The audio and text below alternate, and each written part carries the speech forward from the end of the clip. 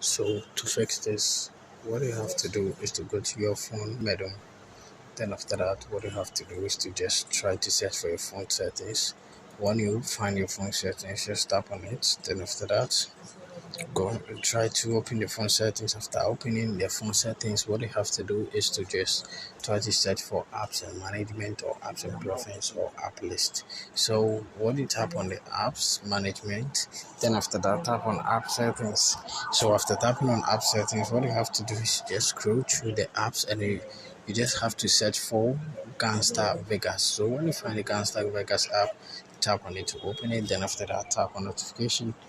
After doing this, what I have to do is to just allow, the, notifications. You have to turn all them off. So when you turn on all the notification, when you turn it on, go to storage and cache, tap on the color cache, go back and tap on mobile data and Wi-Fi, and make sure it's also turned on. The background data. After that, go back and tap on force stop, then it's tap on OK. So after doing all this, what you have to do is to go back.